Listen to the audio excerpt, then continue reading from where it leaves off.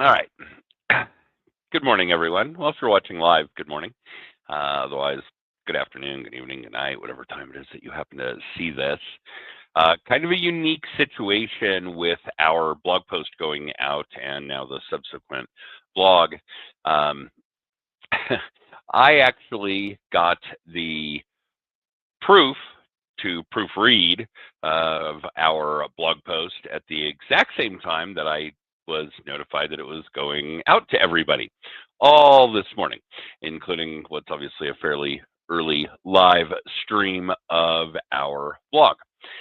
So you guys may have already seen this, and you may have had a better chance to proofread it than I did, but neither here nor there.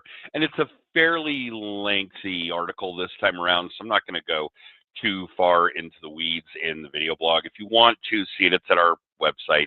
That's in our blog page. That's at the bottom of your screen there, corefinancegroup.com. But we talk about the housing market recap for last year for 2025, which was definitely interesting.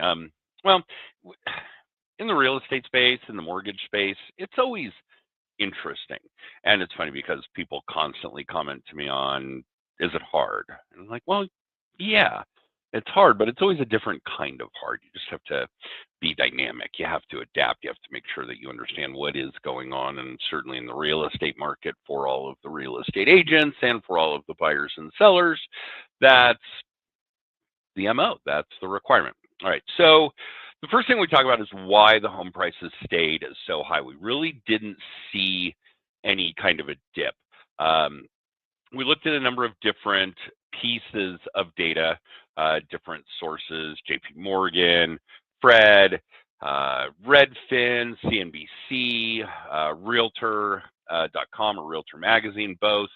And there was a negligible change. I mean, literally the average residential piece of property went from like 402,000 to 400,000.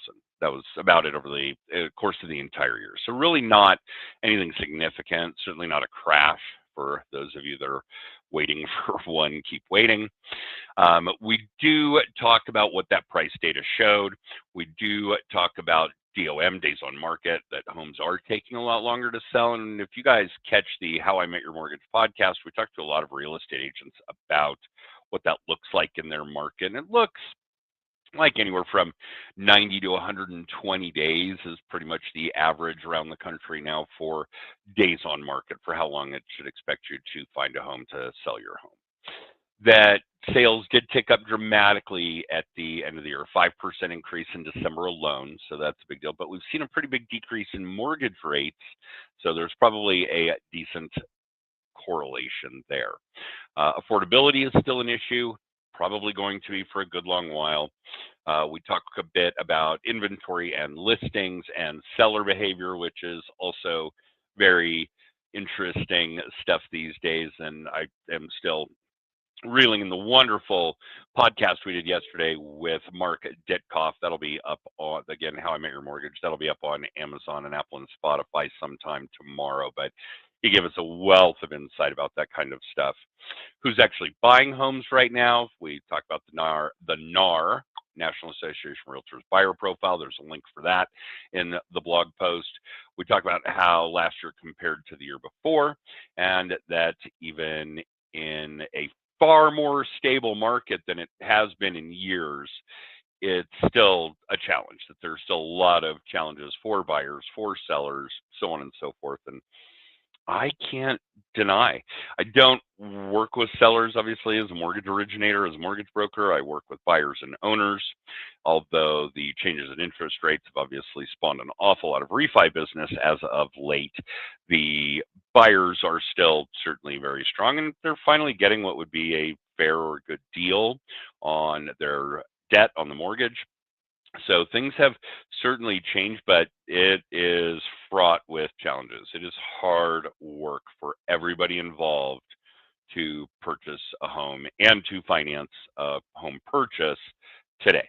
So that's it. I'm not going to go into the details on all these different subjects, although if you are in the space, if you're a real estate agent or mortgage originator, or in some kind of fringe activity like title or inspections or those kinds of things. It's a pretty good read, no question. There's some other links in there that you can go get some other data from the resources that are far more expert than Adam. And that's really about it. I'm going to cut it off there so that you guys aren't completely bored with me rambling on. And we'll do this again in a couple of weeks. Have a wonderful day.